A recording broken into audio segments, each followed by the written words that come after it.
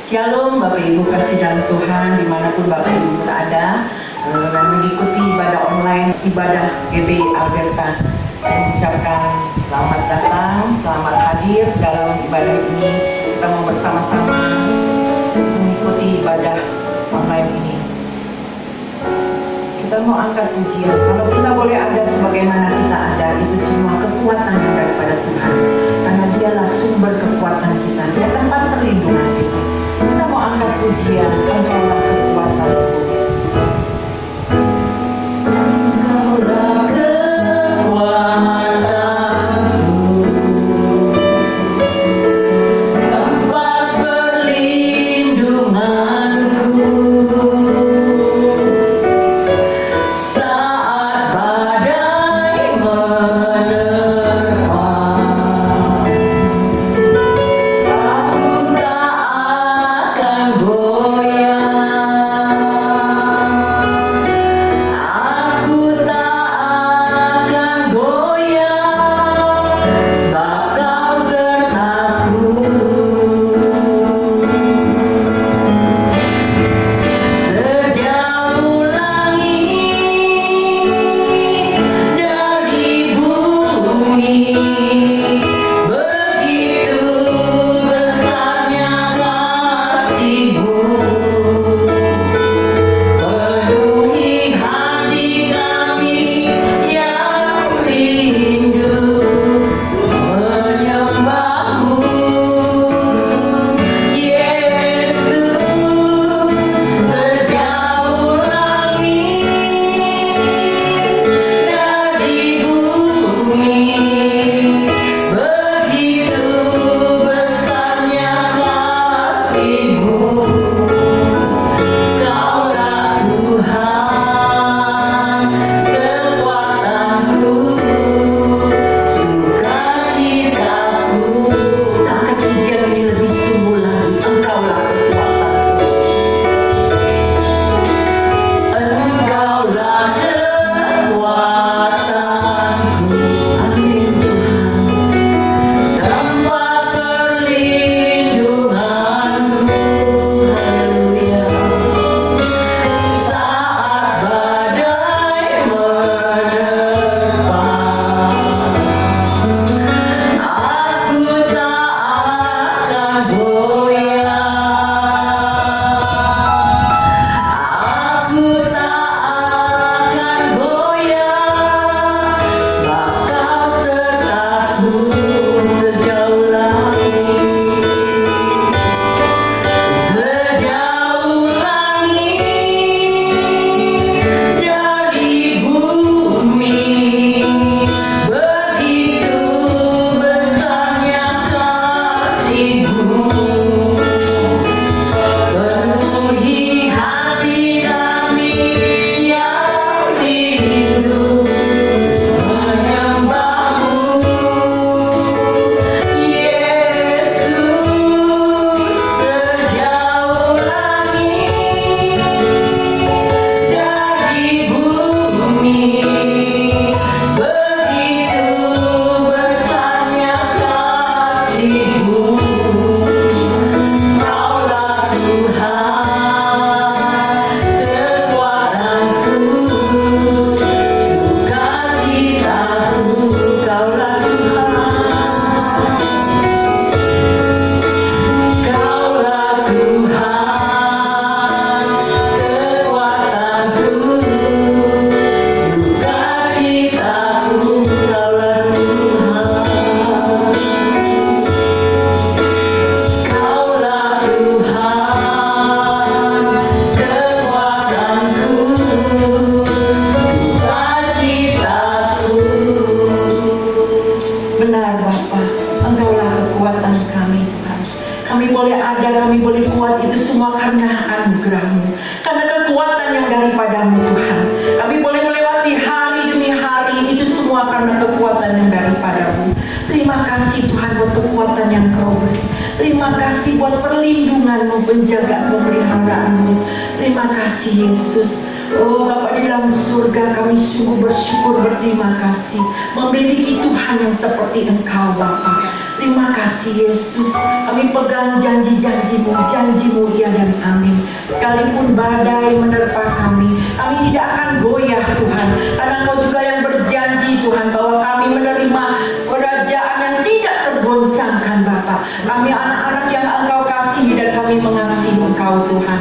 Terima kasih Tuhan, pada saat ini juga Tuhan kami bersyukur buat kesempatan yang Tuhan beri. Kami mau memuji menyembah-Mu Tuhan. Kami mau persiapkan segenap jiwa roh kami. Kami mau persembahkan sebagai persembahan yang hidup yang berkenan kepada-Mu Tuhan.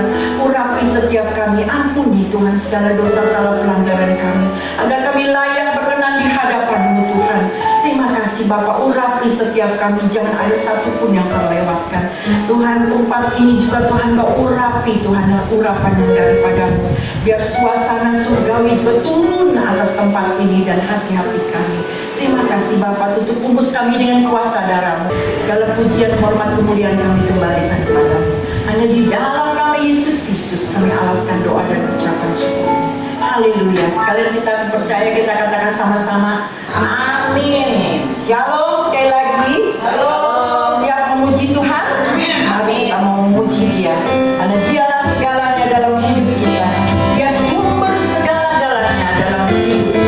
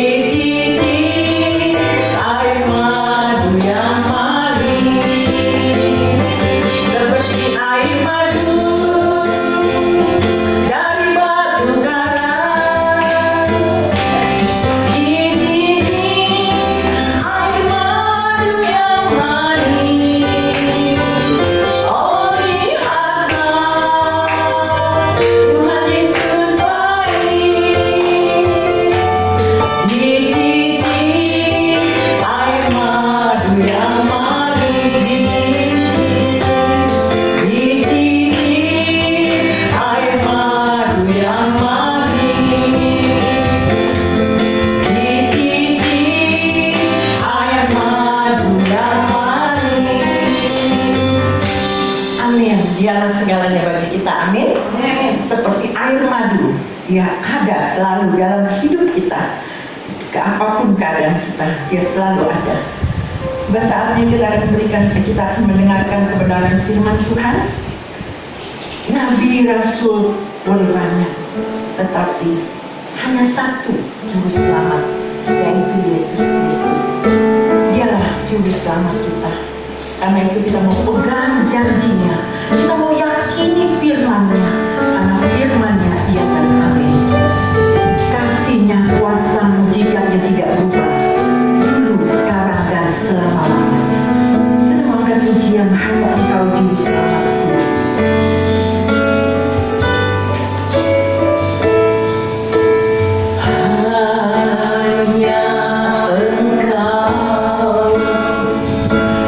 Juru selamatku.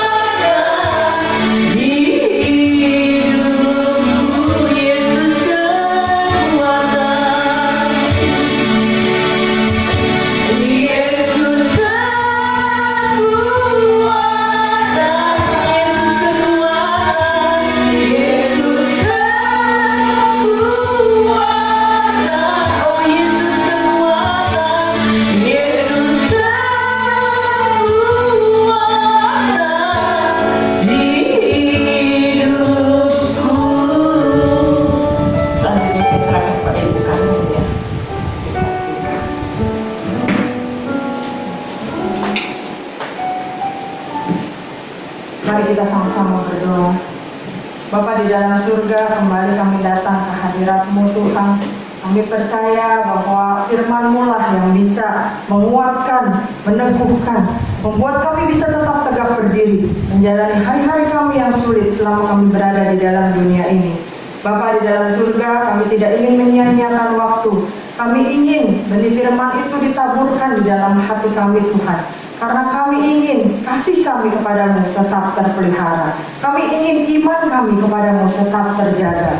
Bapa di dalam surga, kami menyerahkan hati kami ini. Kami menyerahkan pikiran dan logika kami.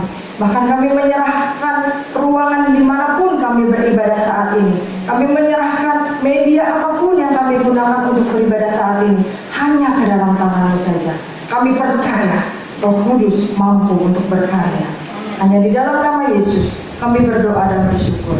Amin. Shalom Bapak Ibu Saudara. Senang sekali bisa bertemu kembali dengan Bapak Ibu Saudara, walaupun mungkin masih terbatas dengan layar kaca kita masing-masing begitu ya. Nah Bapak Ibu, kita berdoa supaya situasi yang gak nyaman ini bisa cepat berlalu. Saya percaya kalau kita jadi orang yang diremehkan itu rasanya gak enak ya.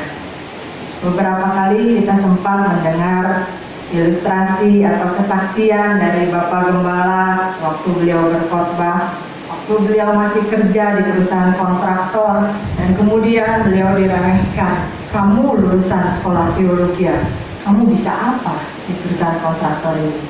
Lalu beliau katakan, berikan saya waktu 3 bulan tanpa digaji, saya akan membuktikan apa yang bisa saya lakukan. Rasanya tuh gak enak, sakit gitu loh kalau jadi orang yang diremehkan. Jadi orang yang cuma dipandang sebelah mata doang. Kita pengennya jadi orang yang dihargai, dihormati. Sewaktu saya bekerja di salah satu perusahaan, waktu itu karyawan yang sebelumnya berhenti, dan kemudian saya bilang kalau boleh saya lanjutkan divisi ini.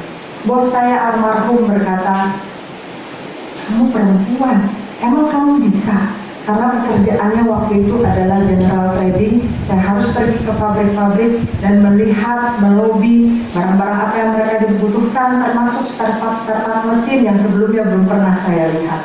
Tapi Tuhan memimpin bahwa anak-anaknya bisa tetap bekerja dengan baik. Yang ingin saya katakan di sini adalah gak enak Bapak Ibu Saudara kalau kita diremehkan atau tidak dihargai orang. Manusia ketika dia punya jabatan, ketika dia punya uang, ketika dia punya posisi, ketika dia jadi terkenal, manusia itu seringkali lupa sama penciptanya. Contohnya saja John Lennon. John Lennon kita tahu ya, dia adalah personil band terkenal dari The Beatles.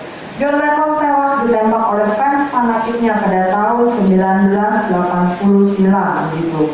Sebelum peristiwa itu terjadi, beberapa tahun sebelumnya Lennon itu sempat sesumbar bahwa dirinya dan The Beatles lebih terkenal daripada Tuhan. Nah, ini salah satu contoh bagaimana kita manusia ciptaan, ketika kita sudah diangkat oleh Sang Pencipta kita, diberikan satu kehidupan yang jauh lebih baik, lalu kita mulai lupa. Lennon berkata apa? Kita lihat saja mana yang lebih dahulu tenggelam, Yesus beserta ajarannya atau The Beatles dengan aliran rock and roll. Lalu kita lihat apa yang terjadi, dia tewas ditembak. Marilyn Monroe, siapa yang tidak kenal artis cantik sejagat Marilyn Monroe? Tahun 1950-an sangat terkenal, ditemukan tewas overdosis di apartemennya pada tahun 1960-an. Banyak yang menyebutkan karena ini, karena itu, karena ini, karena itu. Tapi fakta yang mencengangkan lainnya adalah bahwa 1 minggu sebelumnya Pastor Billy Graham pernah mendatangi Marilyn Monroe, menawarkan keselamatan dengan ikut Yesus Kristus. Tapi Marilyn Monroe bilang apa? Dengan angkuh dia menolak. Silakan bawa pergi Yesusmu. Silakan, aku tidak butuh Yesusmu. Lalu kemudian film Titanic, Bapak Ibu Saudara yang suka film-film romantis pasti masih ingat ya Titanic gitu kan. Thomas Andrews yang membuat kapal Titanic itu sesungguhnya dia menjadi sangat sombong luar biasa. Karena pada waktu itu Titanic adalah sebuah kapal yang sangat kuat, kapal yang sangat mewah, dibangun sekitar tahun 1909. Pada waktu itu kapal yang paling bagus, sehingga Andrews dengan bangganya dia berkata apa? Kapal ini tidak akan tenggelam. Bahkan Tuhan sekalipun tidak akan bisa menenggelamkan kapal ini. Kita tahu apa yang terjadi dengan kapal Titanic? Karena kesombongannya. Waktu ada kelasi, awak kapal bilang, ada gunung kecil, tabrak aja terus. Itu cuma batu es kecil. Ternyata itu cuma ujungnya doang yang kelihatan, dan bawahnya itu gunung es yang sangat kuat merobek lambung kapal, dan ribuan orang tenggelam di lautan air yang biru. Itu hanya sekedar contoh-contoh yang bisa kita temukan bagaimana ketika orang yang sudah mulai terkenal, orang yang sudah mulai punya kehidupan lebih baik, orang yang punya harta, orang yang punya jabatan mulai meremehkan Tuhan. Bapak Ibu Saudara, saya ulangi sekali lagi, rasanya nggak enak kalau kita diremehkan oleh orang lain, rasanya sakit. Tapi seringkali tanpa kita sadari kita meremehkan Tuhan. Oh, mungkin kita bisa bilang, saya nggak mungkin kayak gitulah, saya itu mah orang sombong banget, saya mah nggak pernah kayak gitu, saya mah orangnya takut akan Tuhan, saya mah orangnya rajin berdoa, saya mah orangnya rajin beribadah, saya selalu jaga perkataan saya. Yuk, hari ini mari kita periksa hidup kita, mari kita periksa diri kita. Jangan-jangan tanpa kita sadari sebenarnya kita juga sudah meremehkan Tuhan. Kalau kita sendiri rasanya diremehkan itu sakit, jangan kita sampai meremehkan Tuhan, sosok yang luar biasa. Kita buka Keluaran 14,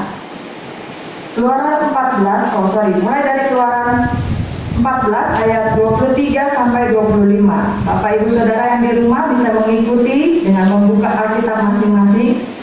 Keluaran 14 ayat 23 sampai 25. Tanpa kita sadari kadang-kadang kita meremehkan kuasa Tuhan. Padahal di mulut kita bilang Tuhan itu luar biasa, Tuhan itu maha dahsyat, Tuhan itu yang terutama. Coba lihat kisah ini. Kalau Bapak Ibu Saudara ulangi dari Keluaran pasal 1 ayat yang ke-7, kita lihat Keluaran pasal 1 ayat yang ke-7.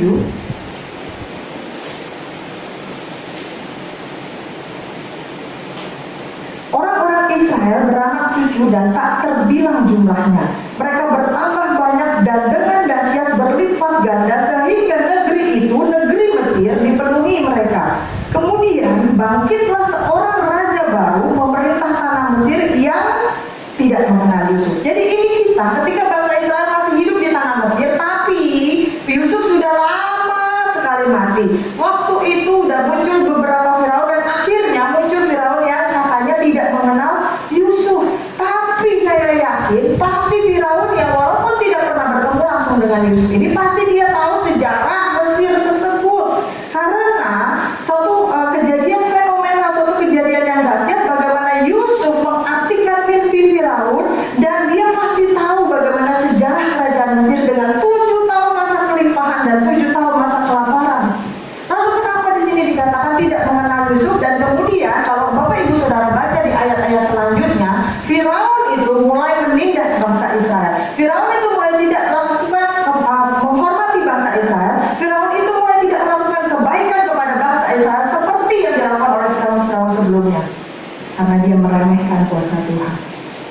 Mungkin dia pernah mendengar, jangan diganggu bangsa Israel, biji mata Allah, umat pilihan Allah, itu memang dibawa ke sini dan sebagainya, jangan. Mungkin dia pikir, itu cerita kuno, itu cerita lama. Iya, memang dulu ada orang yang diurapi Tuhan bisa menafsirkan mimpi, tapi itu dulu.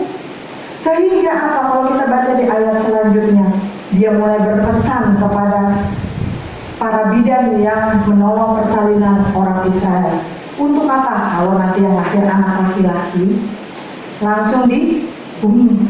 Supaya apa? Supaya bangsa ini nggak tambah besar. Jangan-jangan nanti kalau ada musuh, lalu kemudian bangsa ini mulai berpaling kepada musuh.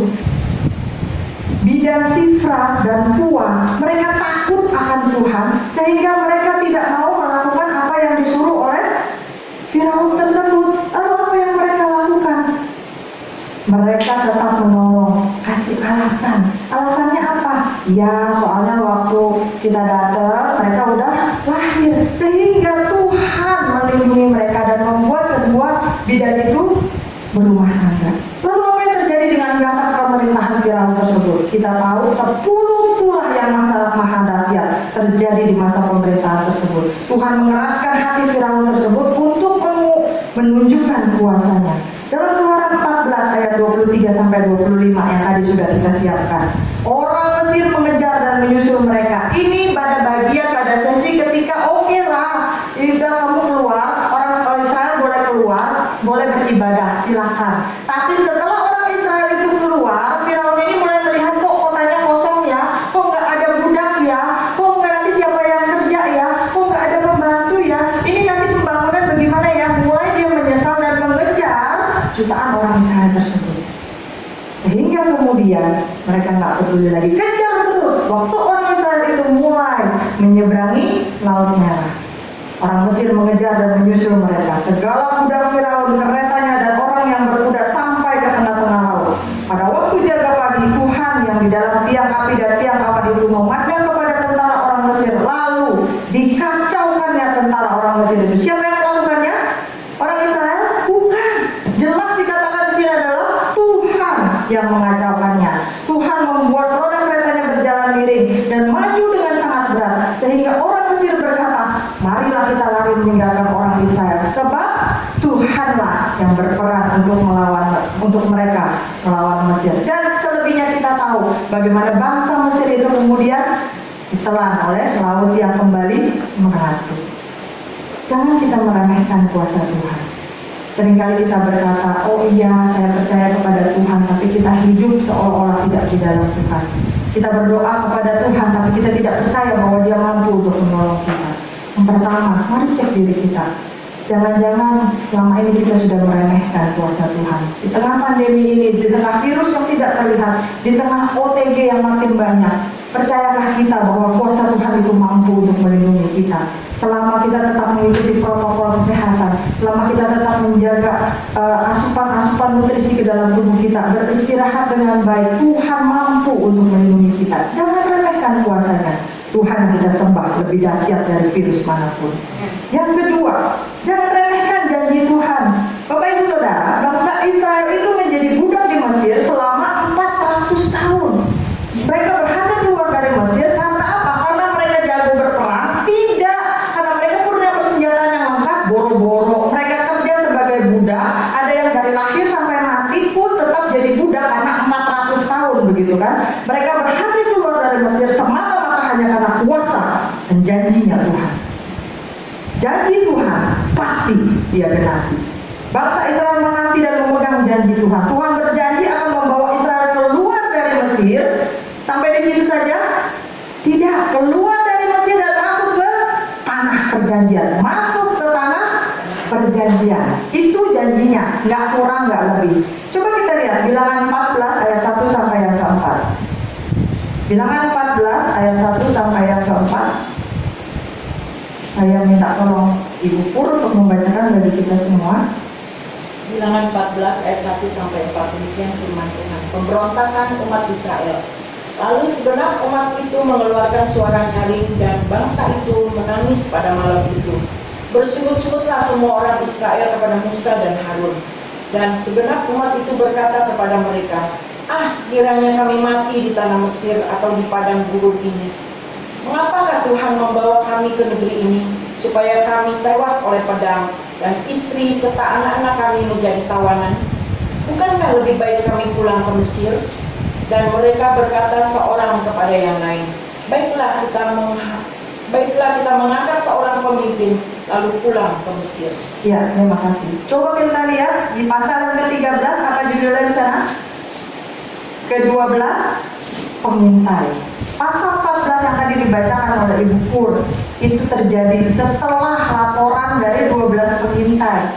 Bapak Ibu Saudara pasti masih ingat apa yang dilaporkan? Dari 12 pengintai yang dikirim untuk mengintai tanah perjanjian, tanah Kanaan. Berapa orang yang membawa kabar baik? 2. Cuma loro. Cuma 2 people. Cuma 2 orang. Kalau kita hitung persentasenya sedikit sekali.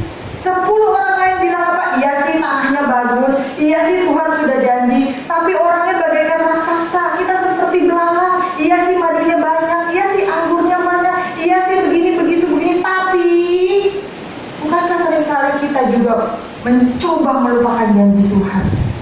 Karena fakta yang kita hadapi di dalam hidup kita tidak sesuai dengan apa yang dijanjikan Tuhan. Iya sih, Tuhan janji kalau kita rajin beribadah bakal diberkati. Tapi, iya sih kalau kita berdoa Tuhan pasti menolong katanya. Tapi, bangsa Israel juga lebih memikirkan tapi sehingga janji Tuhan itu mereka remehkan. Bapak Ibu Saudara, ada orang yang menghitung katanya janji Tuhan di dalam Alkitab ini adalah sabarsa 33.000. Tapi ada juga orang yang berkata janji Tuhan ini ada 1.260. Saya tidak pusing pada berapa janji Tuhan, tapi saya peduli dengan siapa yang mengucapkan janji tersebut. Kalau yang mengucapkan janji itu manusia, kemungkinan gagalnya besar banget persentasenya. Tapi kalau yang mengucapkan janji itu adalah Tuhan pencipta langit dan bumi, dia pasti akan menepati janjinya dan tidak pernah gagal. Tuhan yang berjanji membawa Israel keluar dari tanah Mesir sudah dia genapi. Tuhan yang berjanji akan membawa Israel masuk ke tanah perjanjian, Israel tidak percaya. Israel mulai ragu, sehingga pada ayat yang tadi dibacakan, Israel bilang, ngapain kita di sini? Udahlah kita balik aja ke Mesir, kita nanti jadi tawanan. Aduh, udah sampai sini nggak bisa masuk, udah capek-capek jalan. Berapa banyak seringkali kita juga berlaku seperti itu. Udah capek-capek pelayanan, katanya Tuhan tolong saya, mana Tuhan? Mana janjimu? Ya sih dia ditolong kok saya tidak. Periksa hati kita. Jangan kita meremehkan janji Tuhan. Karena kalau Tuhan yang berjanji, dia pasti akan menepatinya. Kemudian apa lagi yang kadang-kadang mungkin kita remehkan tanpa kita sadari? Perintah Tuhan. Yuk kita lihat 1 sampai 15 ayat 24 sampai 26. 1 sampai 15 ayat 24 sampai 26. Ini sebuah kisah yang saya yakin Bapak Ibu Saudara juga pasti masih mengingatnya. Kisah bagaimana waktu itu Raja Saul, raja pertama orang Israel, itu disuruh untuk menumpas bangsa Amalek. Perintahnya adalah semuanya tanpa kecuali, manusia, hewan, tumbuhan, mungkin semuanya pokoknya ditumpas. Tetapi ternyata ketika Nabi Samuel itu datang, dia mendengar ada suara-suara binatang, dia mendengar mungkin ada suara-suara tawanan. Lalu kemudian dia bertanya, dan Raja Saul mulai ngeles. Dia bilang, udahlah, ini kan saya tawan rajanya.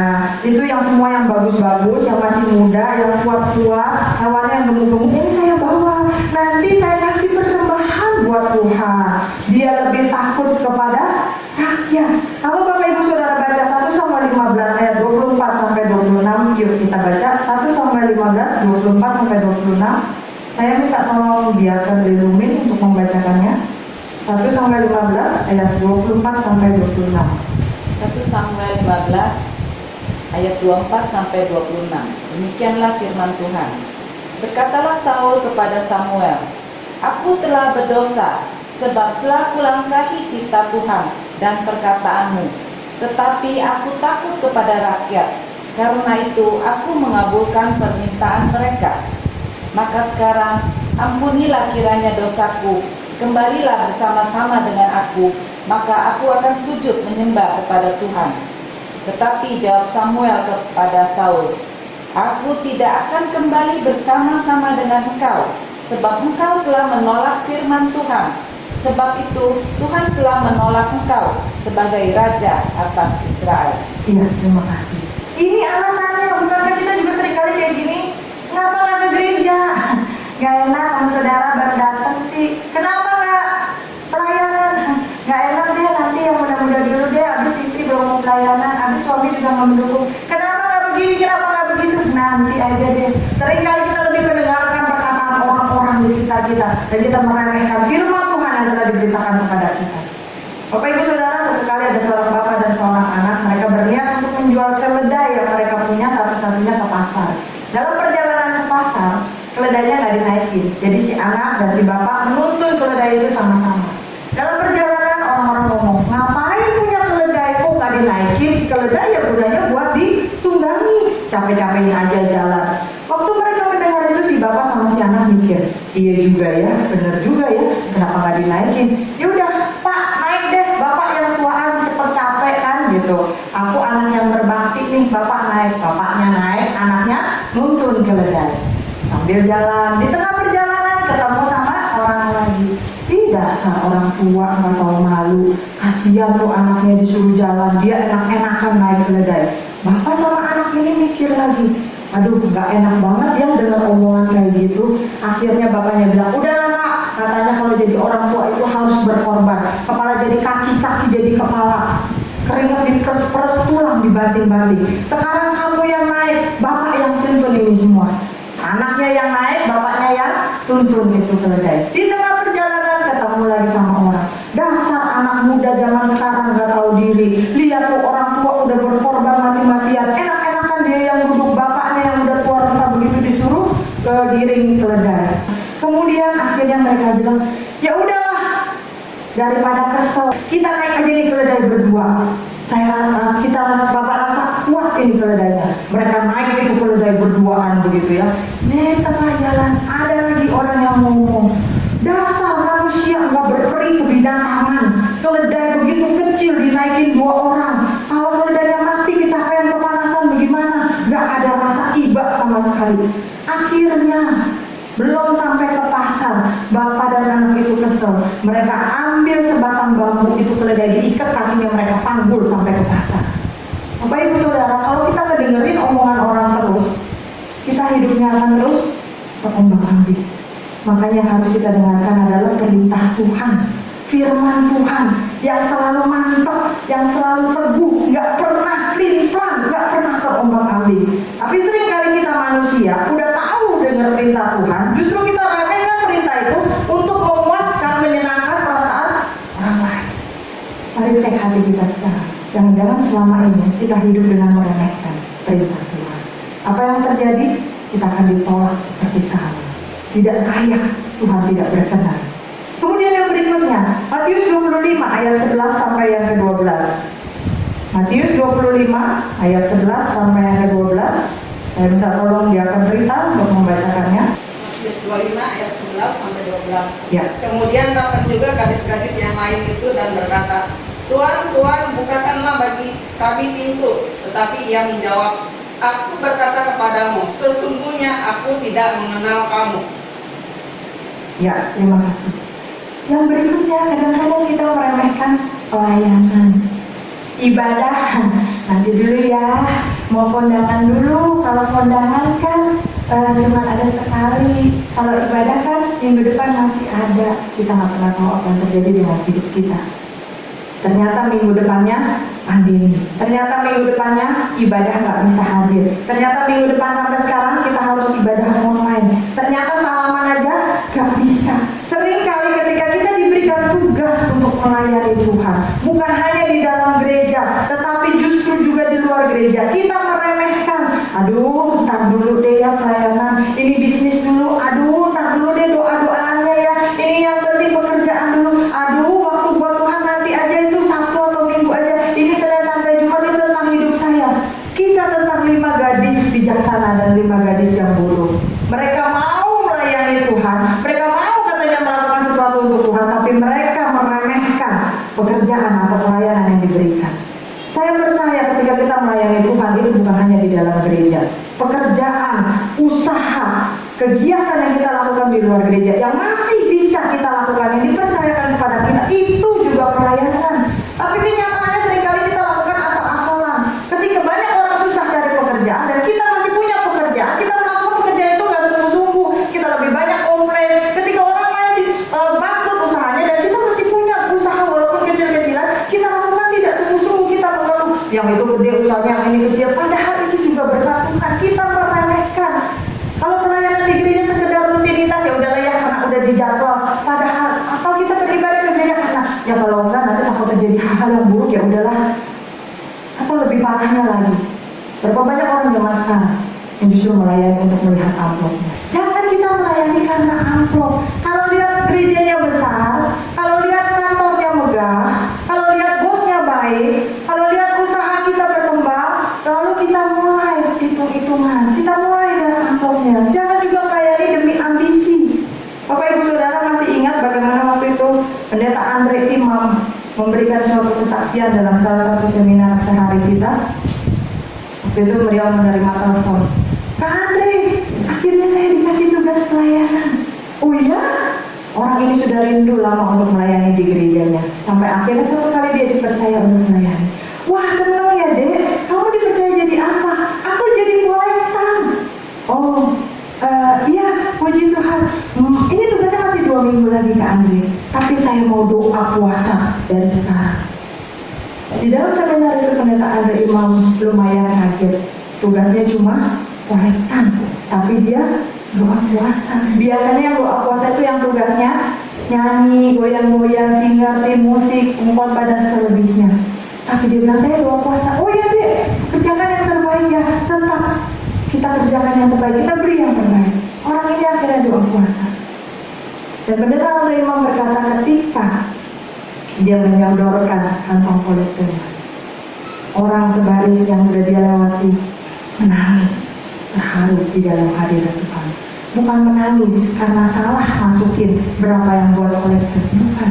Tetapi yang dia ingin katakan adalah ketika kita sungguh-sungguh melakukan pelayanan kita, baik di dalam gereja ataupun di luar gereja, baik itu kecil tanda petik menurut pandangan manusia ataupun besar menurut pandangan manusia, ketika kita tidak meremehkannya, orang ini bisa menghadirkan hadirat Allah walaupun hanya sebagai kolektor, tanda petik menurut pandangan manusia. Seringkali kita bilang, cuma kolektan, kalau nggak datang juga bisa digantiin. Kalau khotbah tuh harus datang, karena itu di syuting dan sebagainya. Tapi orang ini mengajar kita untuk tidak meremehkan pelayanan. Seringkali kita jadi orang Kristen cuma di dalam gereja doang. Kita jadi orang Kristen cuma di dalam persekutuan doang. Kita jadi orang Kristen cuma di dalam grup-grup WA Kristen doang. Bagaimana pelayanan kita di luar? Justru terhadap orang-orang yang tidak seiman dengan kita. Bagaimana mungkin kita menjadikan mereka seiman dengan kita kalau kita tidak pernah memberikan warna kita dan kita sendiri yang meremehkan pelayanan tersebut. Orang ini bisa menjadi berkat walaupun sebenarnya sebagai kolektor pada saat itu, dan dia melakukannya dengan sungguh-sungguh. Bagaimana dengan kita? Berikutnya, seringkali kita meremehkan hamba Tuhan. Hamba Tuhan begitu ya. Bapak Ibu Saudara masih ingat Yudas Iskariot? Mungkin zaman sekarang nggak ada orang yang mau kasih nama anaknya Yudas, padahal artinya itu bagus. Karena image-nya udah rusak, traitor, pengkhianat begitu kan. Yudas Iskariot tinggal bersama Yesus 7 hari seminggu 24 jam. Dia melihat bagaimana Yesus melakukan mukjizat. Dia melihat bagaimana Yesus mengabarkan firman Tuhan. Dia melihat bagaimana Yesus mengajar murid-muridnya secara pribadi. Dia melihat bagaimana Yesus berbagi kehidupannya. Tetapi Yudas Iskariot tidak peduli dengan jasa dan budi baik gurunya. Yudas Iskariot tidak peduli dengan semua kehidupan yang disiarkan oleh gurunya. Sehingga apa yang dia lakukan? Coba buka Matius 27 ayat 3 dan 5. Matius 27 ayat 3. Pada waktu Yudas yang menyerahkan dia melihat bahwa Yesus telah dijatuhi hukuman mati, menyesallah ia. Lalu ia mengembalikan uang yang 30 perak itu kepada imam-imam kepala dan tua-tua. Ayat yang kelima, maka ia pun melemparkan uang perak itu ke dalam bait suci, lalu pergi dari situ dan menggantung diri. Yudas meremehkan gurunya, Yudas meremehkan pengajarannya, Yudas meremehkan semua yang sudah dibagikan Yesus kepada dirinya. Sehingga apa yang dia lakukan? Dia jual gurunya hanya untuk 30 keping perak. Kalau emas mungkin masih penting, cuma perak begitu kan. Sampai akhirnya ketika dia menyesal, udah gak bisa ditahan lagi. Begitu frustrasi, begitu depresi, dia pergi, dia lemparkan uangnya, dan dia pergi untuk menggantung diri. Karena apa? Dia meremehkan gurunya. Dia tidak peduli dengan gurunya. Dia tidak menghormati Yesus sebagai gurunya. Dia tidak menghormati Yesus sebagai Tuhan. Dia jual begitu saja. Masih ada contoh yang lain lagi. Gehazi, hamba dari Elisa, dalam kisah Naaman yang disembuhkan. Gehazi berani berbohong kepada tuannya. Waktu itu Naaman disuruh mandi 7 kali di sungai. Kemudian singkat cerita Naaman sudah menjadi sembuh. Orang Naaman yang sembuh ini seorang jenderal yang luar biasa. Dia mau memberikan persembahan, memberikan hadiah. Tapi Elisa menolak. Elisa bilang, enggak usah kasih hadiah. Ini kuasa dari Tuhan, Tuhan yang menyembuhkan. Udah, bawa pulang aja. Tapi ketika Naaman di tengah perjalanan, Gehazi diam-diam menyelinap keluar dari rumah tuannya, dan kemudian dia kejar itu si Naaman sambil berbohong. Dia bilang apa? Aduh, Naaman, ini tuanku tadi berubah pikiran. Dia ternyata kepengen juga tuh persembahannya, kepengen juga lah hadiah-hadiahnya. Sini serahkan aja kepada saya. Dia berbohong memakai nama Tuhannya.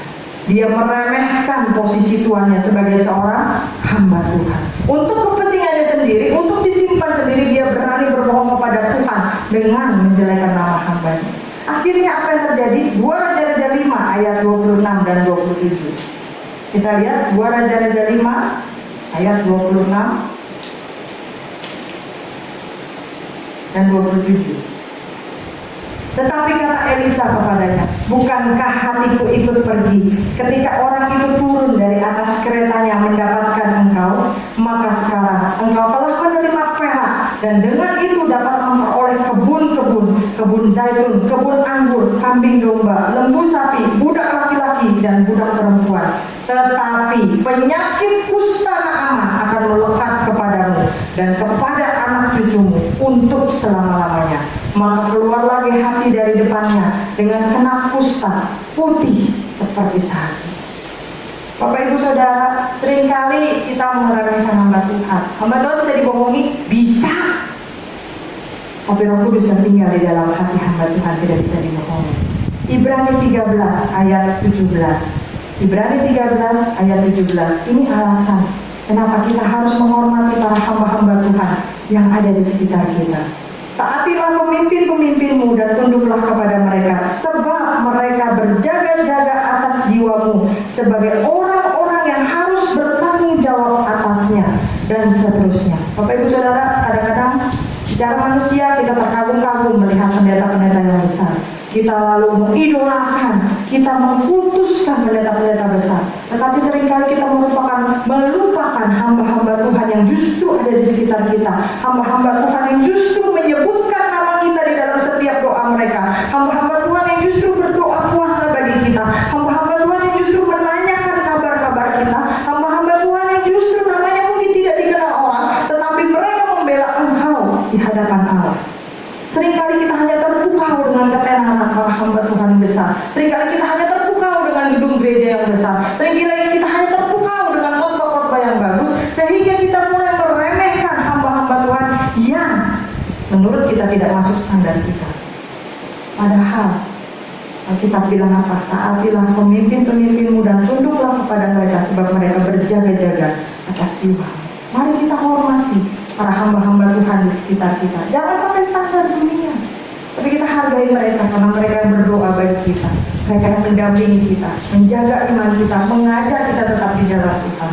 Lalu yang berikutnya, seringkali kita lupa, kita meremehkan kesabaran Tuhan. Bu, kasih Tuhan kan tidak terbatas. Betul, Dia selalu mengampuni dosa kita dan mengasihi kita. Betul. Bahkan sebentar lagi kita akan mengikuti perjamuan kudus. Sebentar lagi kita akan mengingat bagaimana pengorbanan Tuhan Yesus Kristus di atas kayu salib. Dan Alkitab isinya hanya tentang kasih Allah yang begitu besar akan dunia ini sehingga nyawanya pun Dia berikan.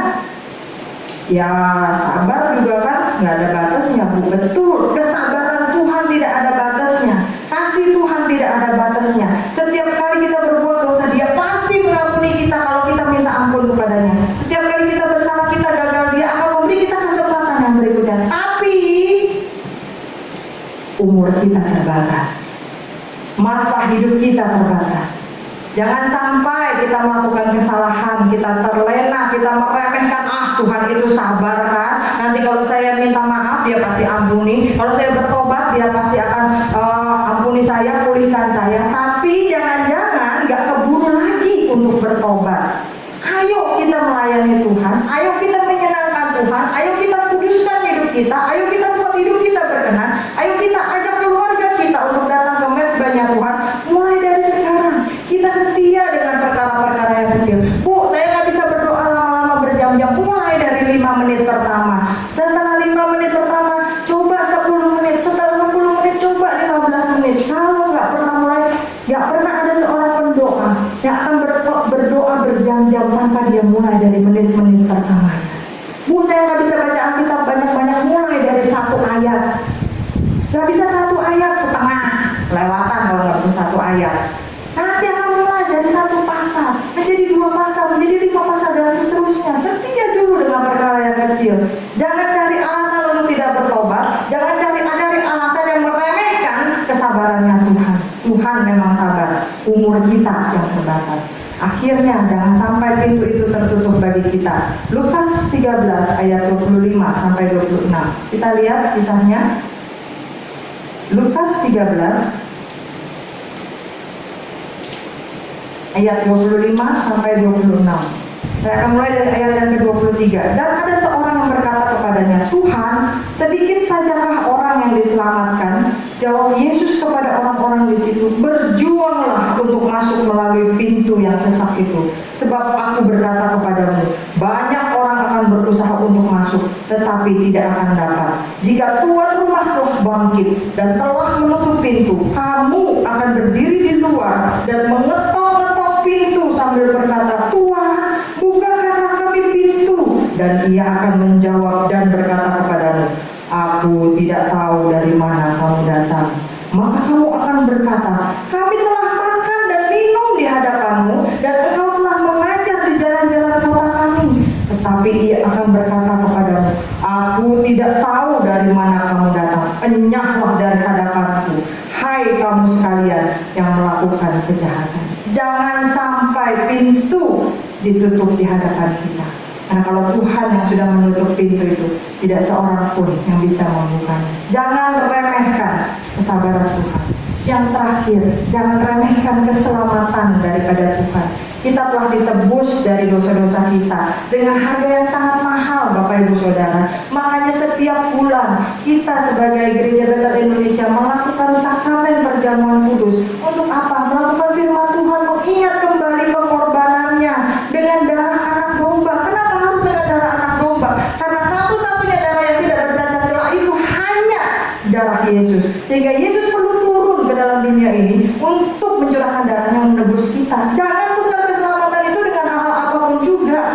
Jangan tukar iman kita, keselamatan kita hanya untuk jabatan, hanya untuk jodoh, hanya untuk materi, hanya untuk hal-hal semu di dunia ini. Ibrani 12 ayat 16 sampai 17.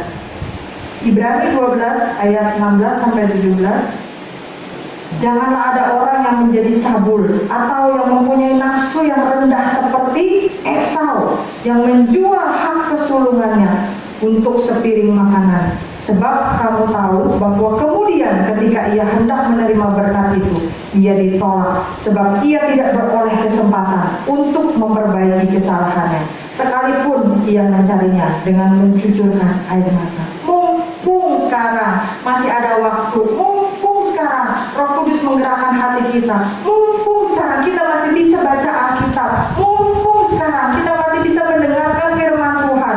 Ayo, kita jangan remehkan keselamatan dari Tuhan. Kita jangan anggap itu sesuatu yang tidak berharga. Justru kita jaga itu dengan nyawa kita. Kalau kita ke gereja untuk hal-hal jasmani, percuma Bapak Ibu Saudara. Ke Gunung Kawi, ke paranormal, itu mungkin bisa lebih cepat kita dapat apa yang kita mau. Kalau hanya sekedar untuk hal-hal duniawi. Tapi kita datang beribadah ke gereja, ke hadirat Tuhan, ke hadapan Tuhan sungguh-sungguh.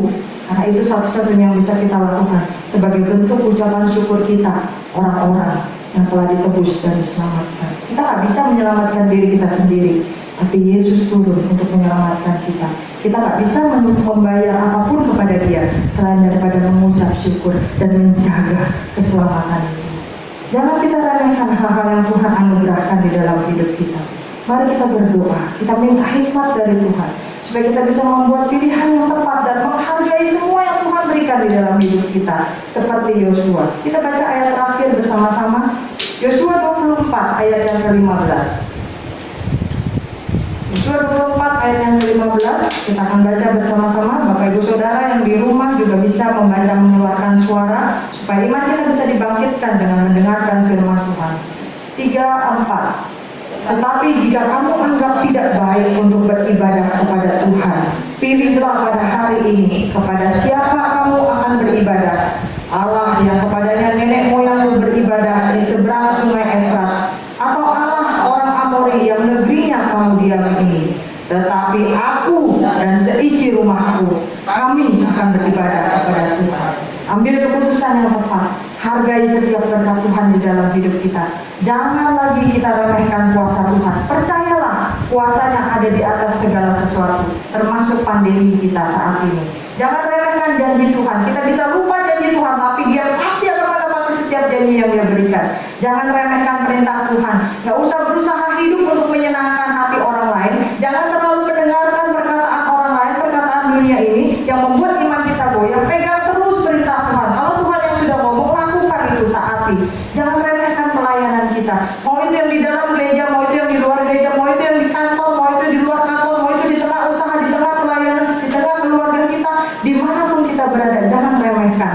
Jangan remehkan para hamba Tuhan. Jangan buat standar-standar menurut ukuran manusia. Hamba Tuhan besar, hamba Tuhan kecil, hamba Tuhan terkenal, hamba Tuhan tidak terkenal. Karena semuanya sama-sama hamba Tuhan. Jangan remehkan kesabaran Tuhan. Bertobat hari ini, jangan nanti. Lakukan sekarang kebaikan, jangan besok. Lakukan pelayanan sekarang, jangan ditunda.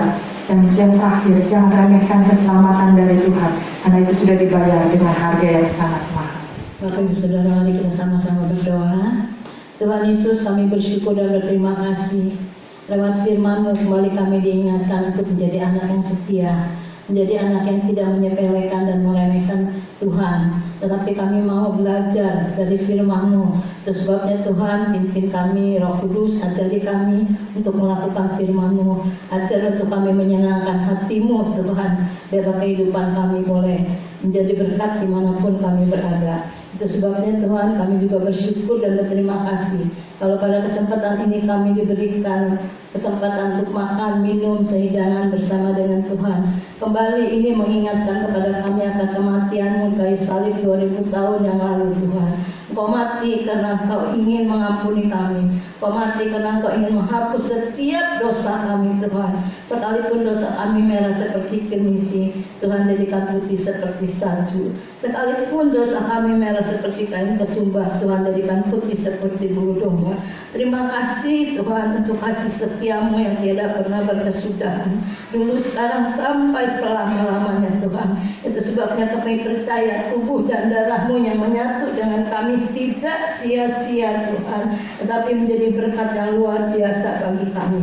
Sehingga kami yang datang dengan sakit penyakit, biarlah bilur-bilur-Mu, tubuh-Mu, darah-Mu menjamah kami, menyembuhkan kami di dalam nama Tuhan Yesus. Kami yang susah, kami yang sedih, Tuhan Kudus menghiburkan. Kami yang lemah diberikan kekuatan yang baru Tuhan. Terima kasih Bapak, terima kasih karena Engkau mengasihi kami Tuhan. Saat ini kami sambut tubuh dan darah-Mu dengan percaya ya Tuhan, karena tubuh dan darah-Mu memperbaharui kehidupan kami, sehingga kami boleh hidup baru di dalam Engkau Tuhan. Terima kasih Bapak. Kami akan sambut tubuh dan darah-Mu dengan percaya di dalam nama Tuhan Yesus. Haleluya.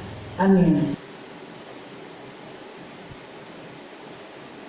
Karena itu, hendaklah tiap-tiap orang menguji dirinya sendiri, dan baru sesudah itu ia makan roti dan minum dari cawan itu. Karena barang siapa makan dan minum tanpa mengakui tubuh Tuhan, ia mendatangkan hukuman atas dirinya. Jadi barang siapa dengan cara yang tidak layak makan roti atau minum cawan Tuhan, ia berdosa terhadap tubuh dan darah Yesus. Mari kita sama-sama berdiri. Kita angkat tubuh Kristus lebih tinggi dari kepala kita. Dan ketika mereka sedang makan, Yesus mengambil roti, mengucap berkat, memecah-mecahkannya, lalu memberikannya kepada murid-muridnya dan berkata, ambillah, makanlah, inilah tubuhku. Mari kita makan bersama-sama dalam nama Yesus. Kita angkat darah Yesus lebih tinggi dari kepala kita. Sesudah itu ia mengambil cawan, mengucap syukur, lalu memberikannya kepada mereka dan berkata, minumlah kamu semua dari cawan ini, sebab inilah darahku, darah perjanjian yang ditumpahkan bagi banyak orang untuk pengampunan dosa. Kita minum bersama-sama dalam nama Tuhan Yesus.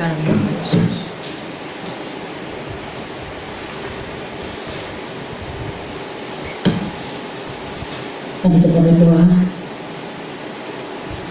Tuhan Yesus, kami percaya tubuh dan darah-Mu yang menyatu dengan kami tidak sia-sia, tetapi menjadi berkat yang luar biasa, sehingga kami yang sakit sudah disembuhkan di dalam nama Tuhan Yesus. Kami yang susah, kami yang sedih sudah dihiburkan oleh Roh Kudus. Kami yang lemah sudah diberikan kekuatan. Kami yang letih lesu, Tuhan sudah berikan kelegaan. Terima kasih Tuhan untuk pembaruan yang terjadi di dalam kehidupan kami. Biar hari-hari kami boleh lebih memuliakan Engkau Tuhan. Boleh kami melakukan firman-Mu di dalam kehidupan kami, sehingga kehidupan kami tidak sia-sia, tetapi kehidupan kami menjadi berkat bagi orang banyak Tuhan, dimanapun kami berada, baik untuk keluarga kami, untuk saudara-saudara kami, untuk tetangga kami, teman-teman kami, dimanapun Tuhan tempatkan kami ingin menjadi berkat Tuhan, sehingga nama Tuhan boleh dipermuliakan. Terima kasih Bapa. Kami percaya tubuh dan darah-Mu sudah memperbarui kehidupan kami, sehingga kami boleh menjadi ciptaan baru di dalam Engkau. Yang lama sudah berlalu dan yang baru sudah datang. Terima kasih Bapa. Di dalam nama Tuhan Yesus kami sudah berdoa dan bersyukur. Haleluya. Amin. Ya, saya yakin dan percaya Bapak Ibu sudah diberkati oleh kebenaran firman Tuhan dan juga sudah diperlengkapi juga dengan perjamuan kudus. Terima kasih untuk Ibu Gembala yang begitu setia mengayomi dan melayani kami di dalam perjamuan kudus. Tuhan Yesus memberkati. Dan juga terima kasih untuk Ibu Pendeta Karmelia yang telah menyampaikan kebenaran firman Tuhan. Dan kiranya Tuhan yang akan memberikan upahnya. Terima kasih, Tuhan Yesus memberkati. Saya mau ingatkan juga kepada Bapak Ibu yang mau memberikan persembahan, dapat transfer ke rekening BCA dengan nomor 566035432 atas nama GPI Alberta. Terima kasih untuk persembahannya. Tuhan Yesus memberkati. Tiba saatnya kita akan berdoa syafaat. Mari kita mau berdiri. Yakin dan percaya kalau saat ini Tuhan hadir, Tuhan sudah melawat kita, Tuhan sudah pimpin ibadah ini dari awal, pertengahan hingga akhirnya. Kemenangan akan terjadi dan kesembuhan, pemulihan apapun itu akan terjadi tempat ini. Amin. Amin. Mari kita mau angkat pujian kemenangan. Mari kita menyembah dalam kudus hadirat-Mu. Hampiri tata kasih karunia-Mu Bapa, oh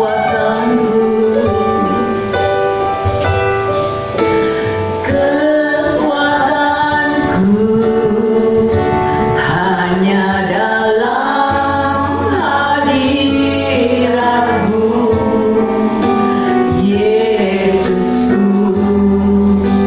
hanya Kaulah segalanya.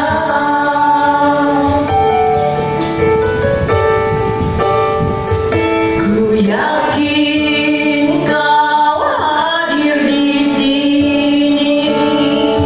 Ku rasakan kuasa yang tak terbatas. Ku yakin Kau nyata di sini. Kemenangan terjadi di sini. Kesembuhan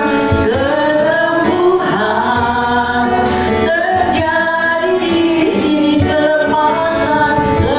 Kelepasan terjadi di sini. Selanjutnya doa siapa saya akan berikan.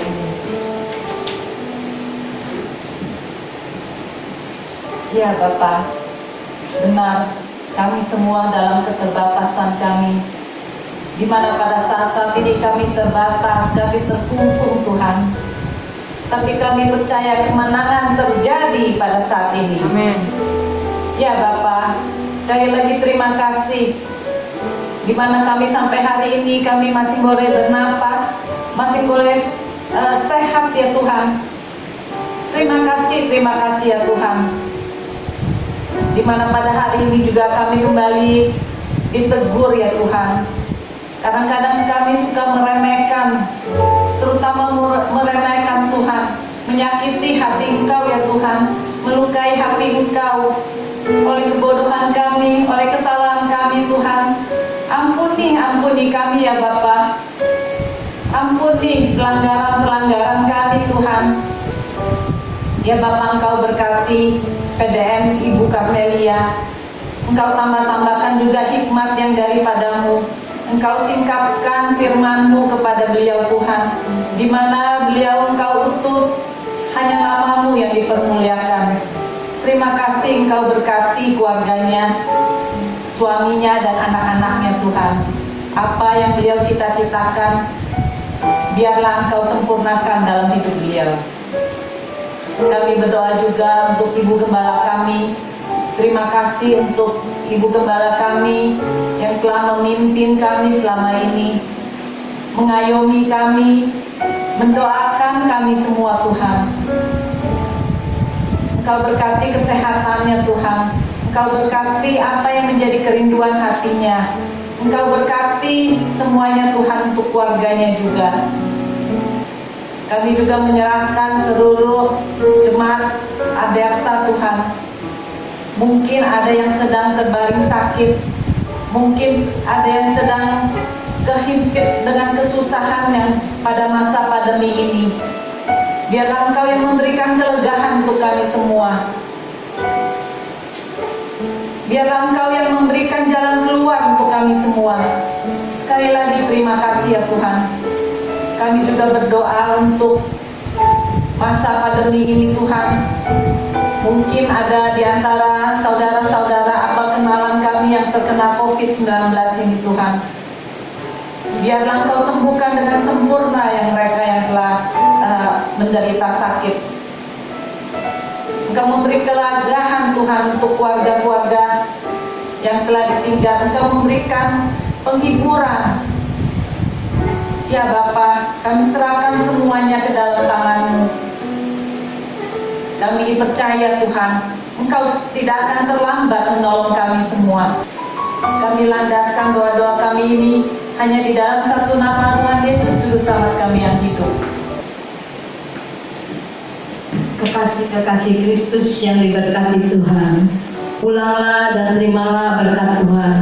Turunlah kiranya atas saudara-saudara semua kasih karunia dan damai sejahtera dari Allah Bapa, pengampunan dan kasih sayang dari Tuhan Yesus Kristus, penghiburan penyertaan bahkan pimpinannya melalui kuasa Roh Kudus memimpin kita sekalian, mulai saat